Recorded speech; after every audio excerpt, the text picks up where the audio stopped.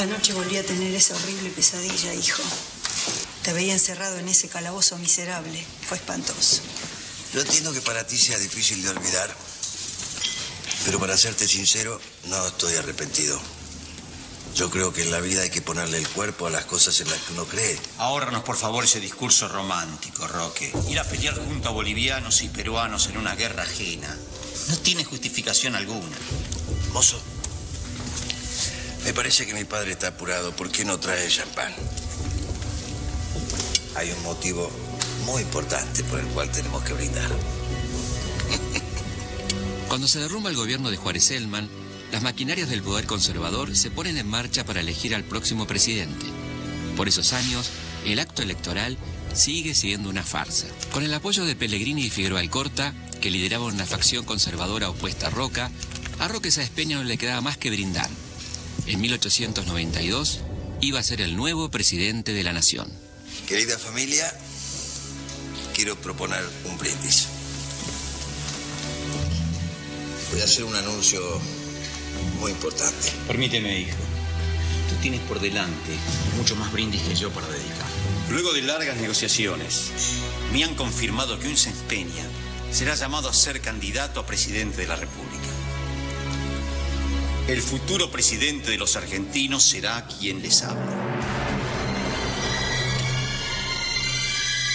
Sé que tú vas por lo mismo, hijo, pero no te faltará oportunidad. Nunca te voy a perdonar esta humillación. Roque, no te vayas. Déjalo, siempre vuelve. Usted es un bochorno. No merece el apellido Sáenz Peña. Parece que para la ley Sáenz Peña de voto universal y secreto va a haber que esperar. Y sí, entre Mitre y Roca se la van a ingeniar para que el candidato sea el padre y no el hijo. ¿Y por qué no lo querían al hijo? ¿Era demasiado progresista para ellos? Claro, imagínate un hombre que se enfrenta a los Estados Unidos, que quiere terminar con el fraude electoral. Pero los líderes de la República Conservadora van a terminar por entender que, lejos de perjudicarlos, las reformas planteadas por Roque los van a terminar consolidando en el poder. La Unión Cívica había surgido en los albores de la crisis del 90, pero el acuerdo electoral entre Mitre y el roquismo provocó la primera ruptura y el nacimiento de la Unión Cívica Radical, al mando de Alem.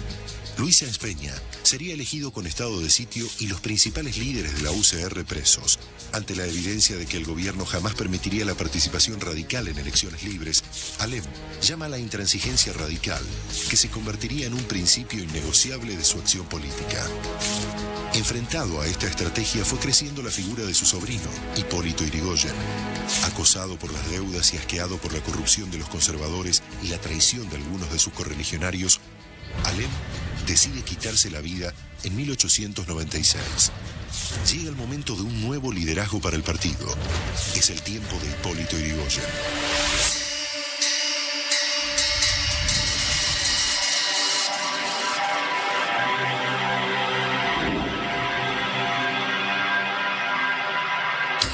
Yrigoyen mantiene la línea de la intransigencia revolucionaria y vuelve a las armas en 1905, sublevándose contra el gobierno conservador de Quintana. Justifica su acción en una proclama. Ante la ineficacia comprobada de la labor cívica electoral y el incumplimiento de las leyes y respetos públicos, es sagrado deber del patriotismo ejercitar el supremo recurso de la protesta armada.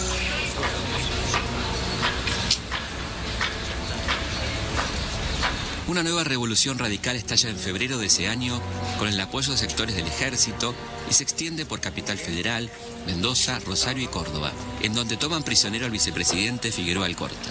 Pero el movimiento es derrotado. Bueno, ahora sí llega la ley Sáenz Peña. No va a ser tan fácil, ¿eh? Hay rumores de que los radicales planean un nuevo alzamiento. Roque Sáenz Peña llega a Buenos Aires en medio de la noche, en secreto. ¿Qué pasa? Perdón, ¿necesita algo?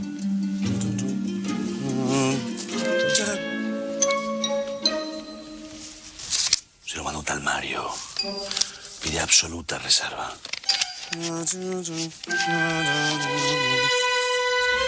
Uy, Felipe, esto es muy fuerte. Ya lo creo. Nadie debería enterarse que estas dos personas estuvieron juntas. Yo no soy sonso, don Hipólito. Sé muy bien cómo fui elegido presidente. En este bendito país sigue rigiendo la ley del dedo índice. El pueblo no vota. Abra las urnas, pues. Esa es la única razón por la cual nosotros depondremos las armas. Debe ponerse firme e intervenir todas las provincias. No habrá transparencia mientras haya gobernadores que piensen que las provincias son sus campitos. No, yo no pretendo armar un frente de batalla con todo el interior. Se los domesticará con la ley en la mano. Lleve un látigo en la otra por las dudas. Necesito su aprobación, don Hipólito. Y su compromiso. La reforma no se va a llevar a cabo si el radicalismo no forma parte de mi gobierno.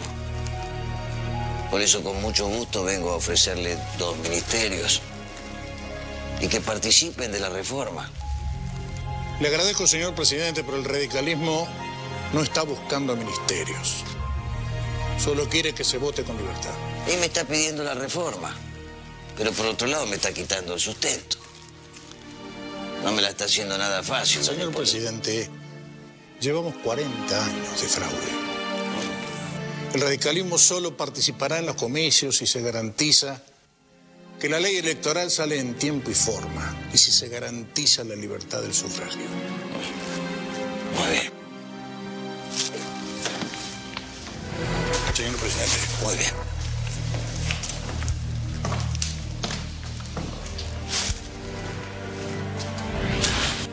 Me obligo ante vosotros, ante mis conciudadanos, ante los partidos políticos todos, a promover el ejercicio del voto tal cual me lo faculta nuestra Constitución Nacional. Quiera mi país escuchar la palabra y el consejo de su primer mandatario. Quiera el pueblo votar.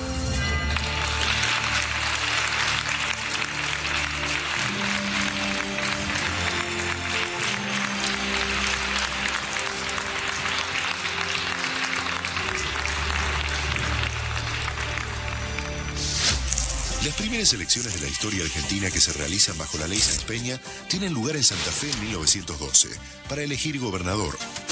Pero, ¿qué establece la ley? Propone la creación de un padrón electoral menos propenso al fraude, basado en el registro de quienes cumplieron el servicio militar obligatorio.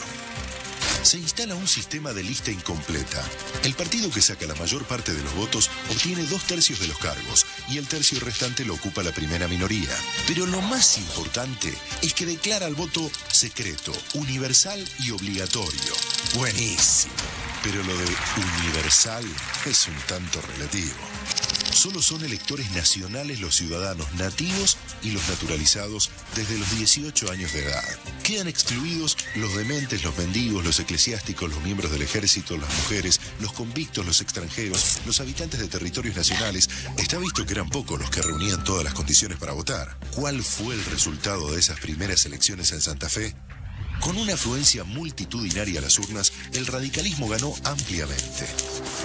Y sí, desde 1912 pasó un montón de tiempo. Era más fácil morirse y que te llevaran a votar que estar vivo y reunir todas las condiciones. Sí, la verdad que la ley Sáenz Peña significó un gran avance. Además, en Entre Ríos y Santa Fe ganan los radicales y la bancada socialista crece notablemente. Pero había mucha gente excluida que no podía hacerse oír. El clima de protesta empieza a crecer en todo el país. Y el primer grito va a venir de Alcorta, provincia de Santa Fe, donde los chacareros van a protestar por el aumento del alquiler de sus campos. Será la primera gran protesta agraria argentina, el grito de Alcorta. No cortaron las rutas porque no había rutas. No hicieron tractorazos porque no tenían tractores. Tampoco hicieron convocatorias por SMS porque no había celulares y de haberlos no los habrían podido comprar. Lo que les quedaba era solo una cosa: gritar. A comienzos del siglo XX, los cultivadores del campo, en su mayoría inmigrantes, vivían y trabajaban penosamente. Los propietarios, terratenientes y estancieros nucleados en la sociedad rural, les cobraban una renta altísima por la tierra, les obligaban a hacerse cargo de todos los gastos, les pedían porcentajes tremendos de cada cosecha y no les daban ninguna seguridad en la contratación. El 25 de junio de 1912, miles de trabajadores se reunieron en la Sociedad Italiana de Alcorta, al sur de la provincia de Santa Fe. ¿Cuáles eran las demandas? porcentajes dignos, un contrato seguro por al menos 5 años, suspensión de los juicios de desalojo y declararon la huelga. 100.000 personas dejaron de sembrar. El movimiento fue reprimido brutalmente y algunos de sus impulsores, como Francisco Netri, asesinados por matones a sueldo. El grito de Alcorta logró algunas mejoras en las condiciones de trabajo y arrendamiento. A partir de ese movimiento surgieron, entre otras, las ligas agrarias de Bahía Blanca y de La Pampa. Ellas, el 15 de agosto de 1912, confluyeron con las de Santa Fe y Córdoba para fundar la Federación Agraria, que en su primer congreso hizo suyos los postulados de la Revolución Mexicana y proclamó la consigna «La tierra para quien la trabaja». Pero eso es otra historia. Espero que haya un buen motivo para molestar al señor presidente en su descanso. Por favor, de la plaza. Yo estoy bien. Dígame exactamente qué está pasando. Yo no escucho más que rumores de muerte. La situación en Europa es muy grave, señor. Las batallas se están desarrollando con una ferocidad jamás vista. Nuestros reportes ya mencionan el uso de armas químicas y de gas asfixiante. Y dígame exactamente dónde se están enfrentando. Bueno, los principales frentes se dan en la frontera con Rusia, en Bélgica y en Francia. Aquí las víctimas ya se cuentan por miles. ¿Cuál va a ser la postura que va a tomar nuestra nación? Déjame hablar a mi Roque. La posición del país va a ser la de siempre, la neutralidad. Vaya a descansar. Vaya a descansar, presidente. Pero yo debería... Yo me hago cargo de todo y lo mantengo al tanto. Está bien. Muchas gracias, ministro. Buenas noches, señor presidente.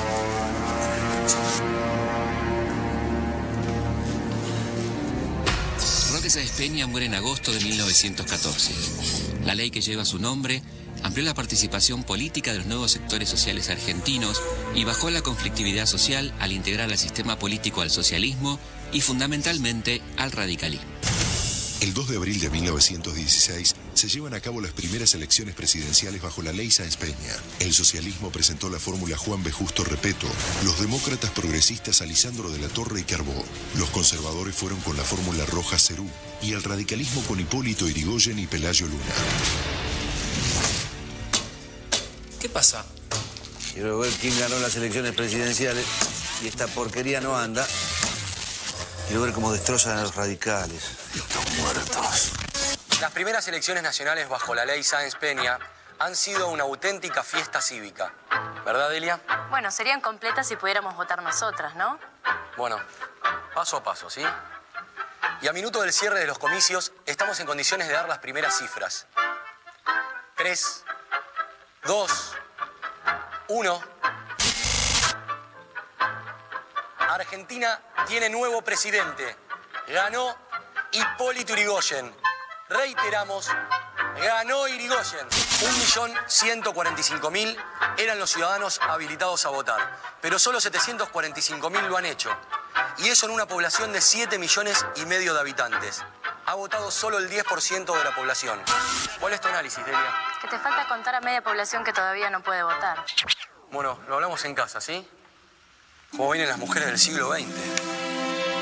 Gracias, Estas son las cifras definitivas. Si yo quería ver los números. Yrigoyen sacó 340.000 votos y los conservadores con Rojas Cerú 150.000. Ahí me parece que agarró algo, ¿eh?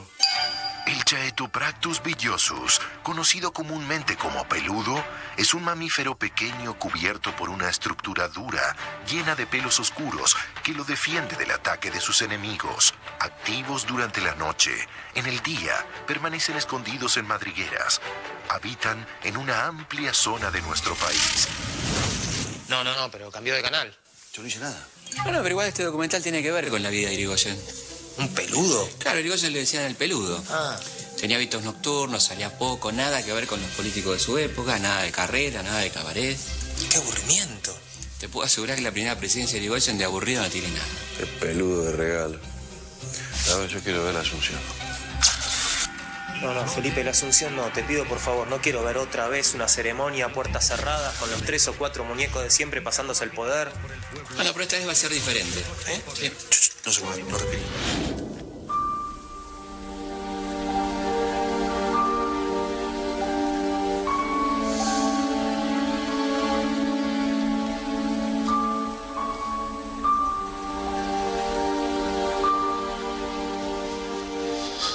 Doctor, el tiempo nos corre para la Asunción.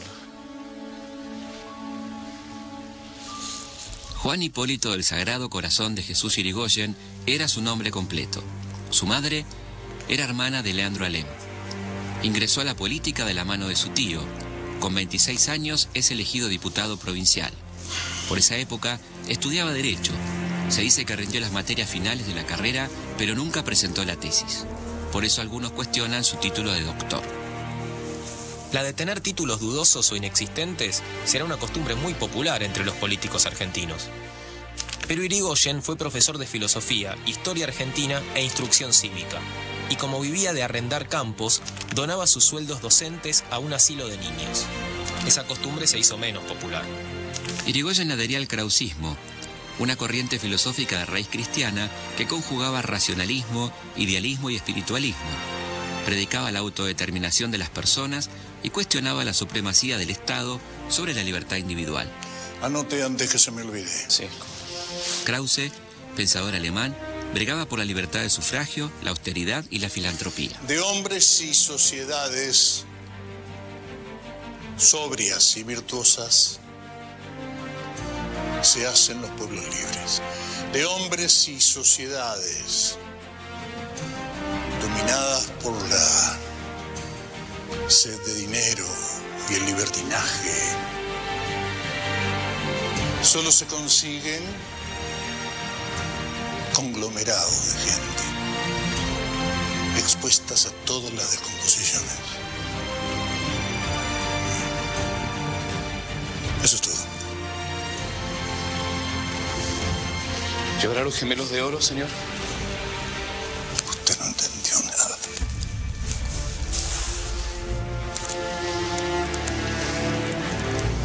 A 25 años de su creación, el radicalismo llega al gobierno por el voto popular.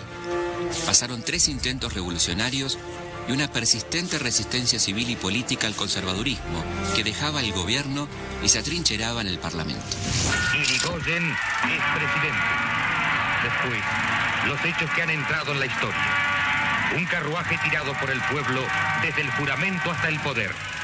De un pueblo incontenible, no solo frente a la custodia, sino ante el gesto de humildad del presidente.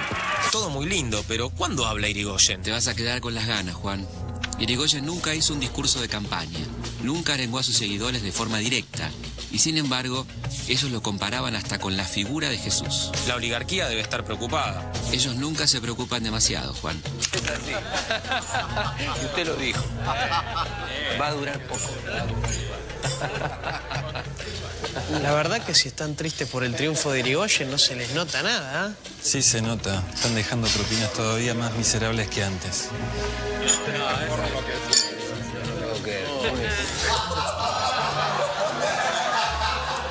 ¿Quién fue el anarquista que me arrojó un pan?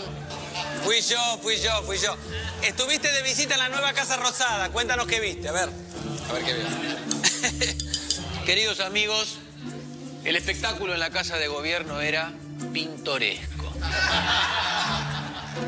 Gente en su mayoría mal trajeada. Una mujer humilde con un chiquillo en brazos. Un mulato con camiseta y alpargatas que fumaba y escupía sin cesar.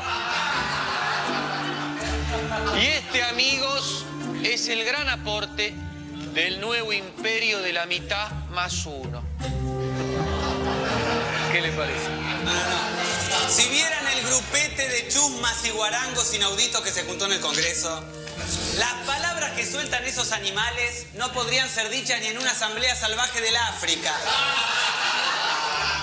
Ahora los discursos no solo se pronuncian, también se rebuznan, mis amigos. El el poder del líder radical para operar sobre la realidad era más bien limitado.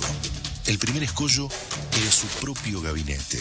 De los 8 ministros, solo 3 eran profesionales. Los otros 5 eran terratenientes afiliados a la sociedad rural. Para peor, si algo bueno lograba salir de allí, posiblemente fuera rematado en un Congreso dominado por la oposición. De los 80 proyectos de ley enviados por el gobierno al Parlamento, solo fueron aprobados 26. No obstante, los vitales intereses que estos proyectos consultaban, el honorable Congreso no los sancionó ni ofreció otros en sustitución. El gobierno ampara todas las clases y cuida todos los intereses, buscando el bienestar común y corrigiendo la desigualdad. Pero la obra será poco eficiente si los intereses egoístas prevalecen sobre las justas demandas que garantizan la tranquilidad del país y la de todos.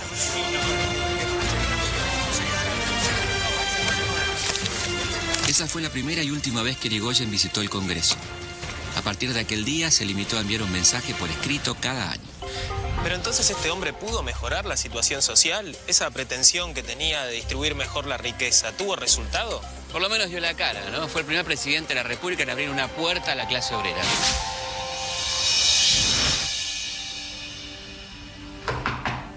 Adelante.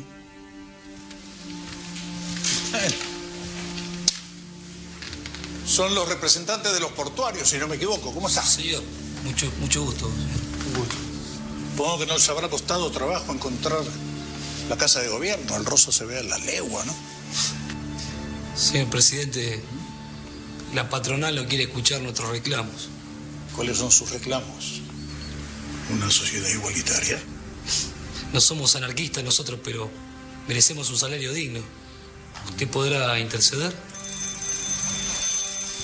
Haga lo que pueda, pero usted sabe que este gobierno no tiene un trato muy fluido con los empresarios, sí.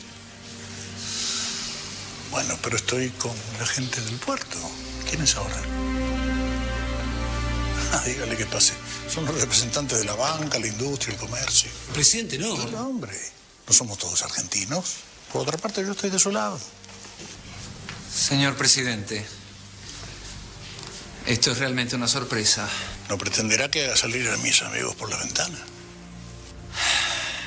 Es que se trata de activistas, señor presidente, son rojos. Sindicalistas, señor. Sindicalistas. Ellos quieren un aumento. ¿Ustedes qué quieren? Orden, señor. Nosotros queremos orden. Queremos ponerle un límite a todo esto, señor presidente. Nadie sabe cómo puede terminar. Es hora que comprendan que se han acabado sus privilegios. Este gobierno no va a cargar contra la huelga, que por otra parte significa la reparación de dolores inexcusables. Bien dicho, señor. Tranquilo, son tiempos de reparación, no de revolución. Señor presidente, pronto se lo requiere en la sala de situaciones. ¿Qué pasó? Es Rusia, don Hipólito. Los bolcheviques tomaron el poder. Qué rusos tan oportunos. La revolución rusa del 17 se hizo en 2 tiempos. La de febrero, que volteó al zar, y la de octubre, que dio origen a la Unión Soviética. ¿Cómo empezó todo? Los siglos de opresión del régimen zarista sobre las clases bajas y el campesinado llegaron a un punto límite con la Primera Guerra Mundial, que provocó casi 2 millones de rusos muertos, escasez e inflación. En 1916 hay revueltas en todo el país, exigen mejores condiciones de trabajo y protestan contra la guerra. El zarismo reprime de manera sangrienta. Florece la actividad política y surgen por todo el territorio ruso consejos populares llamados soviets. Estaban formados por obreros, soldados y campesinos que manejan el poder local. Como las asambleas del 2001, pero bien. En febrero del 17, una manifestación de trabajadoras que piden pan desencadena una huelga general. Las tropas del gobierno se niegan a reprimir. El zar abdica y es reemplazado por un gobierno provisional formado por liberales y socialdemócratas. Son los mencheviques. Pero el nuevo gobierno mantiene la participación de Rusia en la guerra y aplaza la reforma agraria, principal motivo de lucha del campesinado. Obreros y campesinos se vuelcan entonces hacia el bolchevismo, un partido obrero basado en las ideas de Marx y liderado por Trotsky y Lenin. Con su lema Pan, Paz y Tierra, lideran a los soviets en una revuelta contra el débil gobierno provisional. Casi sin violencia, los mencheviques le cederán sus asientos a los bolcheviques y se irán, y no en helicóptero, pero porque no existía. Comienza un largo y cruento proceso en el que un gobierno, atacado por las naciones más poderosas del mundo, lograría instaurar el primer estado comunista del mundo, la Unión Soviética. Aunque hoy suene loco, en algún momento media humanidad vivió bajo el régimen socialista.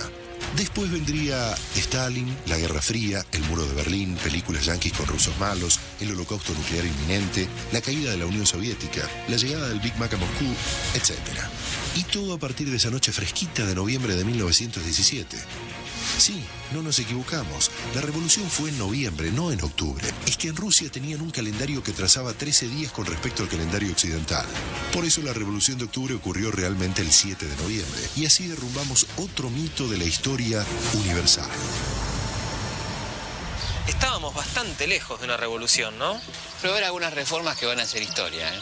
¿Acá, en Argentina? En Argentina y para el mundo. ¿Qué libro te imaginás que habría una biblioteca de una universidad pública, una de las más importantes de América, ¿no? En 1918. ¿Qué libros pensás que podría haber en esa biblioteca? Déjame pensar. Este seguro. El Capital de Marx. El origen de las especies de Darwin. Nada de eso. Qué raro. Para darte una idea, en una facultad de la Universidad de Córdoba se estudió una materia que era deberes para con los ciervos. Pero eso que en veterinaria, por los ciervos. No, en derecho, con ese. Ciervos con ese. En la Universidad de Córdoba se estudiaba con libros religiosos, se juraba por los evangelios y se celebraba el día de la universidad el 8 de diciembre, el Día de la Virgen. Estaba haciendo falta una reforma, ¿no? Sí, se viene la reforma del 18.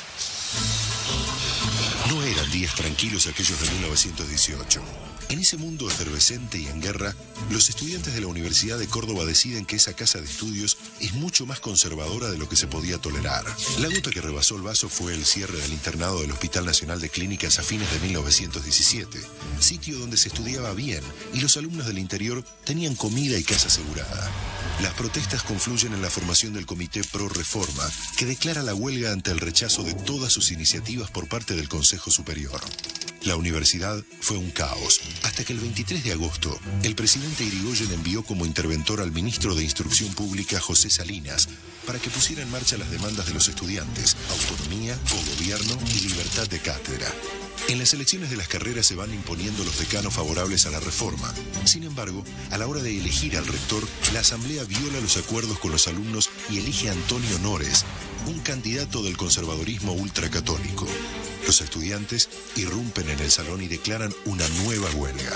Nores asume en medio de protestas e incidentes y con la universidad llena de policías.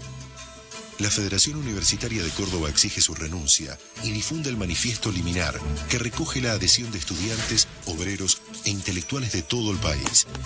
Córdoba se redime. Desde hoy contamos para el país una vergüenza menos y una libertad más. Los dolores que quedan son las libertades que faltan. Finalmente, en julio de 1918, Nores renuncia al rectorado. Nacía una nueva universidad. Los principios de la reforma universitaria del 18 serán: la autonomía de las universidades respecto de los gobiernos, el gobierno compartido por profesores, graduados y estudiantes, la enseñanza libre y gratuita y la libertad de cátedra.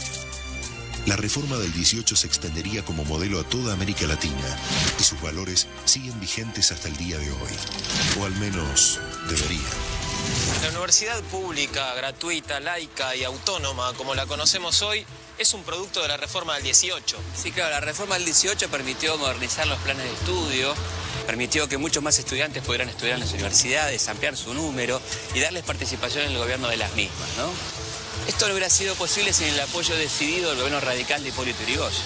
Entre las conquistas más trascendentes de la reforma están la libertad de cátedra, la autonomía y el cogobierno de las universidades a cargo de graduados, docentes y alumnos. Claro, imagínate si eso es importante ahora, lo que hubiera sido hace 90 años, ¿no? La reforma del 18 llega a tener fama mundial, ¿no? Sí, totalmente. Fue clave en el desarrollo de la educación pública en América Latina. Y en 1968, cuando se producen los hechos de París, los estudiantes de París van a recordar a sus colegas de Córdoba de 1918 en varios manifiestos.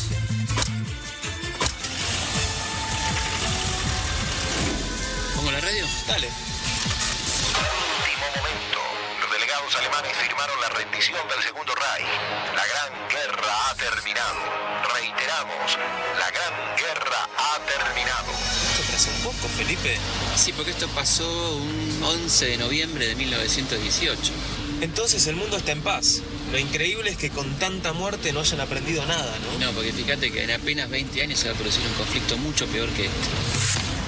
La guerra y 2 años de malas cosechas provocan una crisis económica que afecta al campo y miles de obreros rurales se ven obligados a trasladarse a las ciudades en busca de empleo, aumentando la desocupación. Además, entre 1916 y 1919, en Buenos Aires el costo de vida aumenta casi un 100%. A los dueños de la Argentina no les quedaba otra. Tenían que empezar a producir acá lo que antes importaban. Por eso aparecen fábricas como esta, ¿no? Y con la industria crece el movimiento obrero. Exactamente. Para 1916 era uno de los mejores organizados de América Latina. Era mayoritariamente izquierdista y tenía un objetivo final, la construcción de una sociedad sin clases. La clase obrera ya se había recuperado de la sangrienta represión de 1910, con sus miles de detenidos y deportados, locales gremiales y bibliotecas destruidos y con la prensa obrera censurada. Vuelven las bibliotecas, los payadores libertarios con sus milongas anarquistas. La Fora, la Central Obrera Anarquista, se las ingenia para llevar a todo el país la prensa obrera. Se promueve la lucha, los derechos laborales. La contracultura obrera está viva.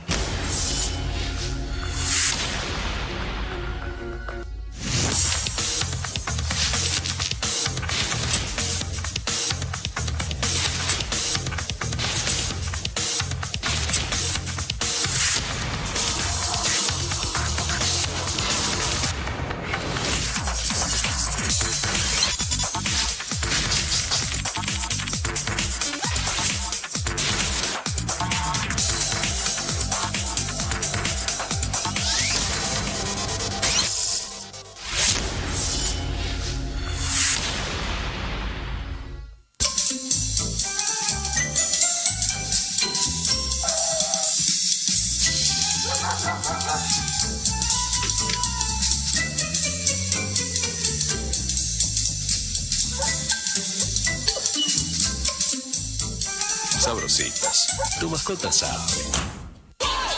Disfruta al máximo con Movistar. Envía SMS al 2345 y por 9 pesos tenés 250 mensajes de texto durante 2 días. O envía datos al 2345 y por 9 pesos tenés 10 megas para navegar durante 2 días. Comunidad Movistar. Somos más, pagamos menos. Cuando tengo dolores menstruales muy fuertes, quiero que se me pasen para volver a ser yo misma. Sabemos lo que sentís en esos días. Nuevo Ibuevanol Forte, la opción de Ibuevanol para dolores menstruales intensos. Ibuevanol, cosa de mujeres.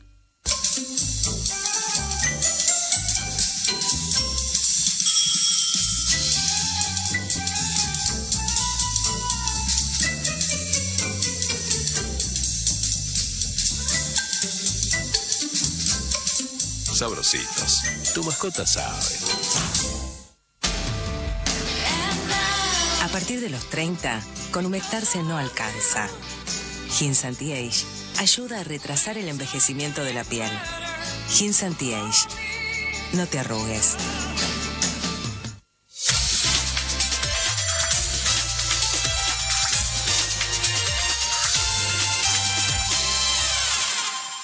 ¡Navidad con Telequino! ¡Woo! ¡Telequino vacante! Pozo total, 1.200.000 pesos, más una casa y un auto. ¡Qué pozo, Tete! Además, 10 viajes a Brasil. ¡Jugá por un sueño! ¡Telequino! Está llegando fin de año. Qué buen año pasamos aquí en el Muro. ¡Qué añazo! Impresionante. ¡Qué añazo! La verdad, pero tenemos una pequeña muestra de lo mejor del Muro, ¿eh? Lo mejor del Muro, aquí está, miren, ahí está. Te deseamos lo mejor. Felicidades. Feliz año para todos, ¿eh? ¡Felicidad! ¡Muro! ¡Muro! Algunas frutas, algunas bebidas tienen un gran porcentaje de ácidos. Si se depositan sobre el esmalte del diente, pierde dureza. Las primeras señales de la erosión ácida no son fácilmente visibles. Somos los odontólogos los que podemos detectarla. En la Argentina hay una pasta específicamente diseñada para ayudar a proteger el esmalte. Sensodyne Pro Esmalte ayuda a fortalecer el esmalte de nuestros dientes. La festejamos con todo en tu canal de cable. Si estás al día con tu factura al 17 de diciembre, participás del sorteo de 1 año de cable gratis y 1 año de internet gratis. El sorteo se realizará el día 20 de diciembre en el último programa del ciclo de cableados. Las fiestas ya se viven en tu cable.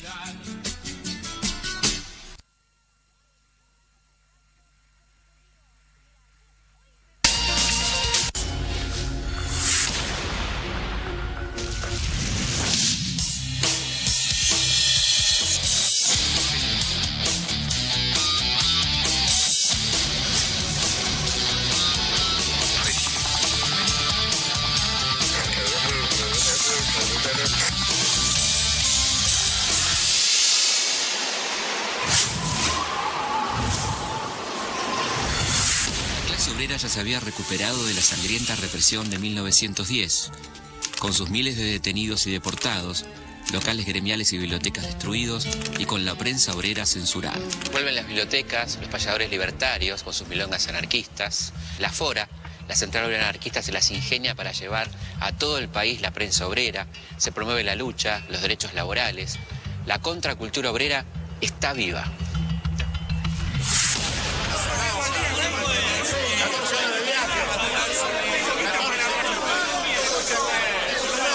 Escúcheme, ya lo dijo el compañero Jean Jaurès, la única carne de cañón en esta guerra fuimos los pobres.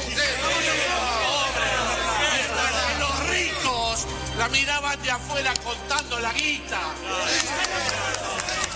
Y no se engañen, si no nos mandaron a la guerra fue porque el peludo nos mantuvo neutrales para seguir vendiendo a Inglaterra el fruto de los trabajadores explotados.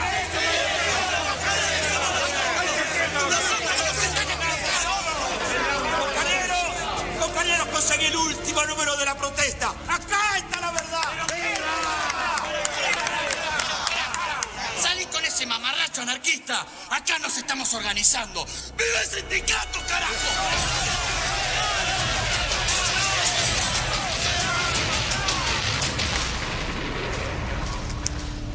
La protesta era la voz de la corriente anarquista. ¿Y había otras corrientes? Claro, estaban los sindicalistas, los socialistas. ¿Y cómo era la relación del gobierno con el movimiento obrero? Bueno, yo tenía una mejor relación con los sindicalistas que con los anarquistas y socialistas, ¿no? ¿Y los oligarcas? No, ellos no hacían ninguna distinción. Para ellos todos los obreros eran despreciables. Amigos, escuchen lo que dice aquí, por favor.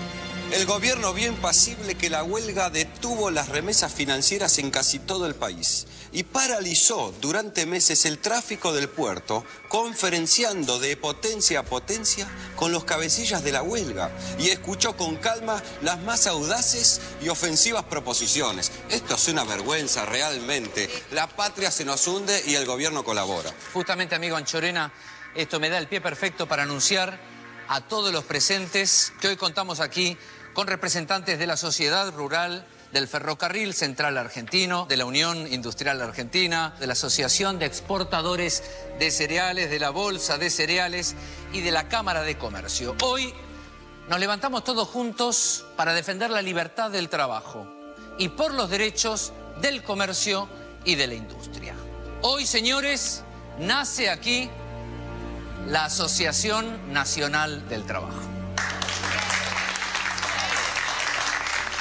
Y permítanme un segundito, permítanme presentarles a un grupo de gente, solo algunos de ellos hoy, solo algunos de los nobles guerreros que se encargarán de impedir que la salud de la industria, la salud del comercio, de la patria toda, por supuesto, vuelva a verse amenazada. Les vamos a dar un aplauso.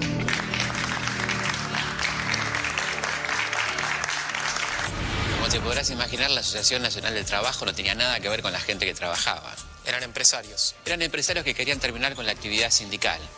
Reclutaban a rompehuelgas en ambientes delictivos que se filtraban en los sindicatos para hostigar y hasta asesinar a dirigentes gremiales.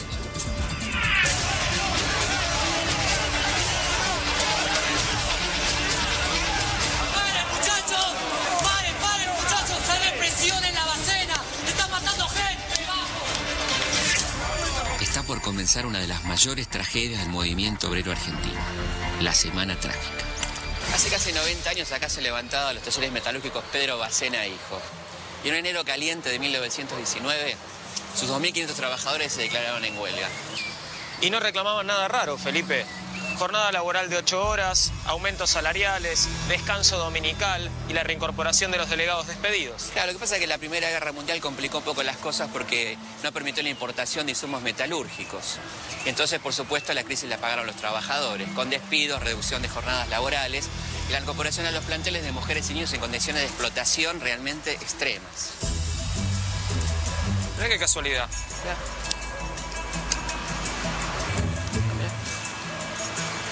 El 7 de enero de 1919 a las 16 horas, varias camionetas conducidas por rompehuelgas marchan hacia los depósitos de la empresa en busca de materias primas. Los acompaña la policía. El señor Macena mantiene buenas relaciones con el gobierno. Un grupo de obreros huelguistas, acompañados de mujeres y niños, intentan pacíficamente detenerlos. Al no poder persuadirlos, los obreros les tiran piedras y maderas. En defensa de los rompehuelgas, la policía dispara sus fusiles contra hombres, mujeres y niños. 2 horas después, en el suelo, quedan 4 obreros muertos y más de 30 heridos.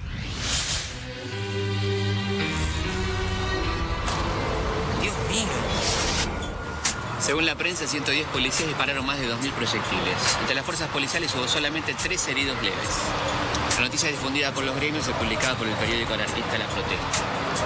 Según el propio parte policial que publica el diario La Nación, ninguna de las víctimas de ese día fue muerta en actitud de combate. Ninguno de ellos estaba agrediendo a las fuerzas represivas.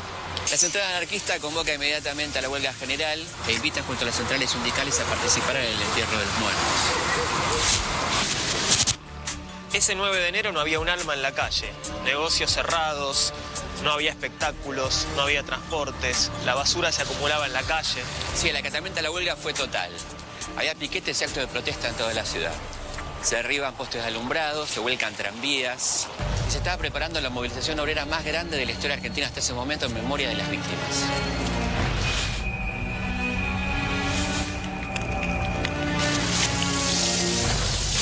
A las 3 de la tarde miles de personas iniciaron un multitudinario cortejo fúnebre. ¿Y había algún indicio de lo que podía ocurrir? Y sí, había mucha gente poderosa pidiendo mano dura. Una tradición argentina. Al llegar a Corrientes y Yatay, en el barrio de Almagro, algunos manifestantes anarquistas gritan consignas anticlericales frente a una iglesia.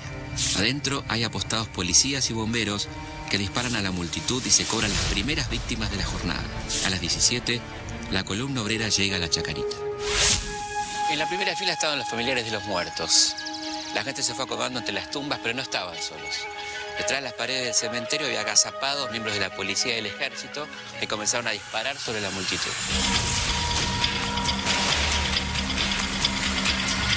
Según los diarios hubo 12 muertos y casi 200 heridos, pero la prensa obrera hablaba de 100 muertos y casi 400 heridos. Sí, lo que consigue toda la crónica periodística es que entre las fuerzas policiales y militares no hubo una sola baja. Gente con suerte, ¿no? Sí, claro.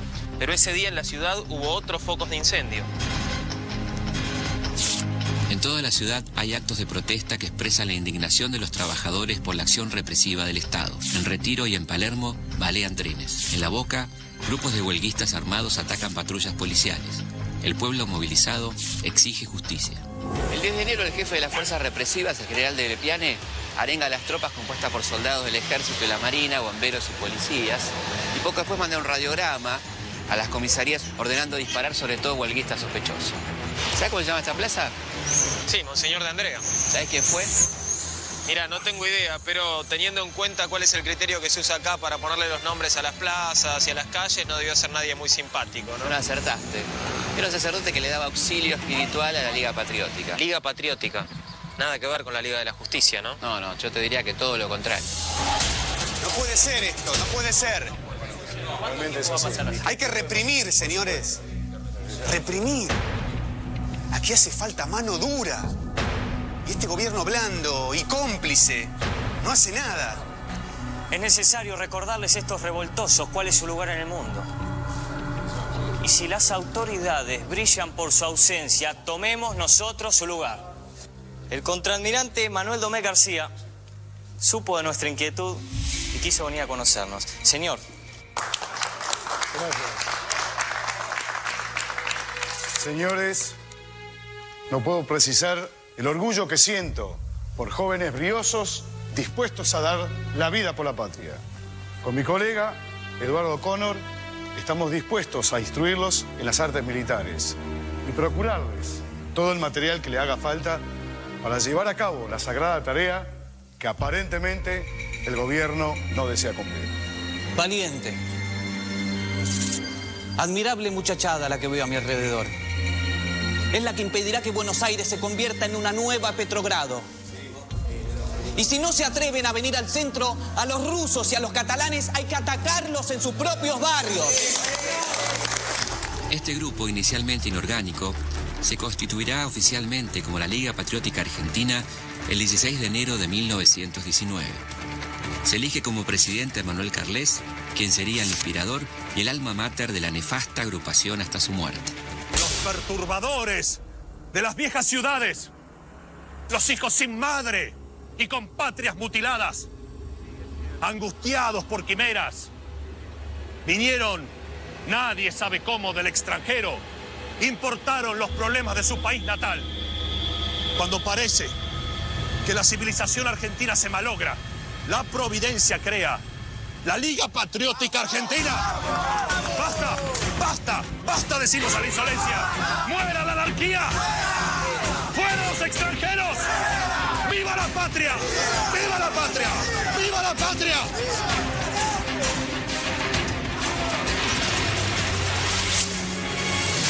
Se reúnen en las comisarías, en donde afilian gente y reparten armas y brazaletes. Desde las sedes policiales, parten en coches último modelo, manejados por jovencitos oligarcas. Van a las barriadas de trabajadores, a las sedes sindicales, a las bibliotecas obreras, a la sede de los periódicos socialistas y anarquistas, para incendiarlo y destruirlo todo. El barrio de Once fue atacado con saña por las bandas patrióticas que se dedican a lo que ellos llaman la Casa del Ruso. ¿Y nadie se oponía a esto? El gobierno evidentemente no. No, claro, si el ministro del Interior reclutaba gente. Donde sí hubo una oposición interesante por el barrio de La Boca, más precisamente en la barriada conocida como la Tierra del Fuego.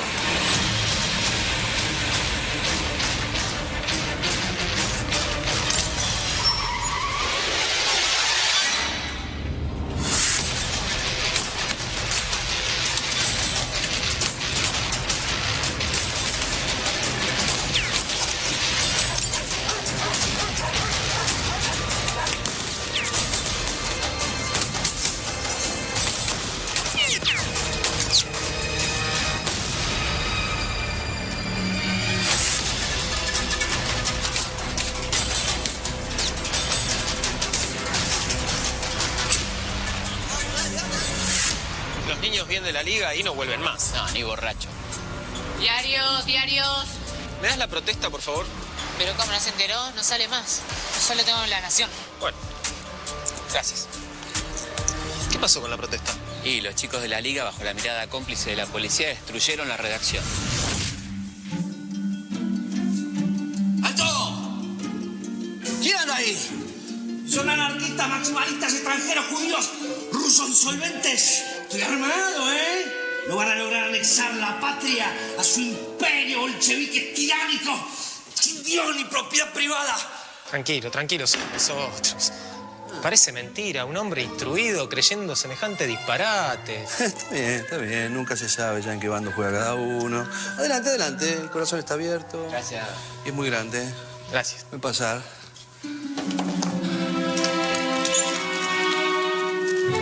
La vida del proletariado.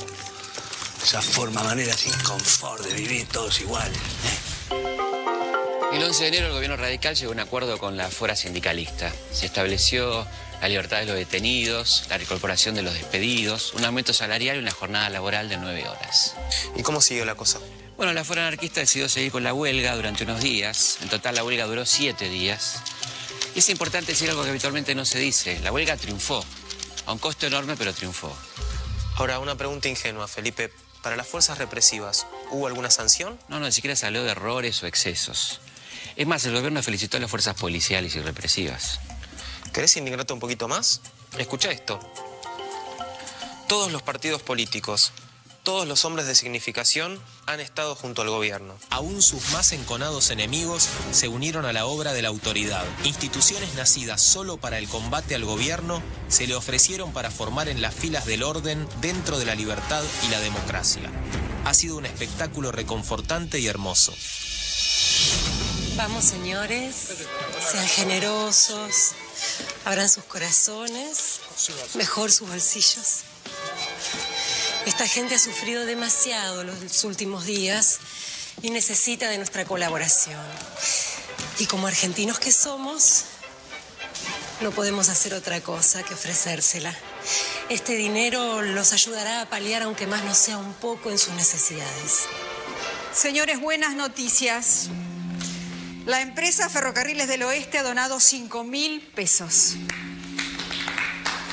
El frigorífico Swift, 1.000. Y la compañía alemana de electricidad, 1.000 pesos.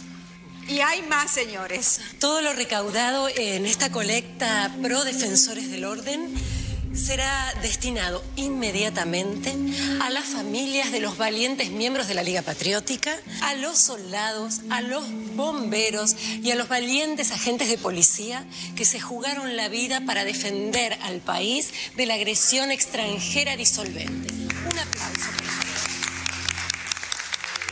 A riesgo de quedar fuera de lado, yo me pregunto, ¿no deberíamos reunir fondos también para algunas familias de los trabajadores muertos? Les pregunto, ¿qué menos podrían hacer si se ven acosados por una manada de fieras hambrientas que echarles pedazos de carne para aplacar el furor y taparles la boca?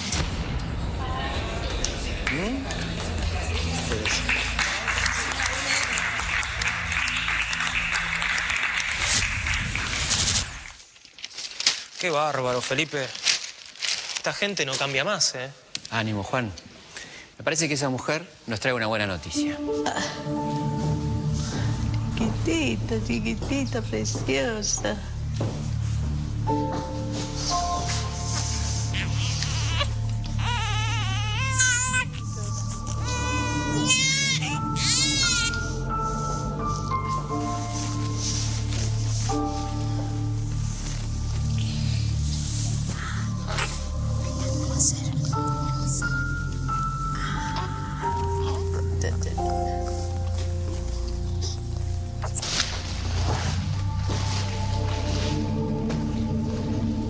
¿Ves? Evita, Juan.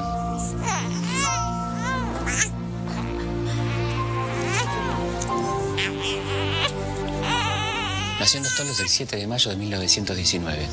En la partida original figura como María Eve Barguren, pero esa partida fue destruida para ocultar su condición de hija natural.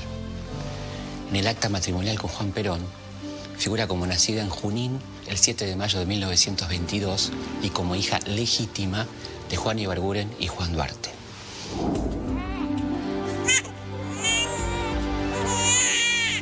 En mayo de 1919 nace una mujer a la que la historia conocerá como Evita. Este año, Juan Perón era un joven teniente movilizado por el ejército para enfrentar al movimiento obrero en aquellos cruentos episodios de enero. Sin embargo, la historia se despliega de modos imprevisibles. Aquel hombre de armas, esa beba ilegítima, solo 30 años después, modificarán para siempre la relación entre el Estado y el movimiento obrero argentino. Pero esa es otra historia.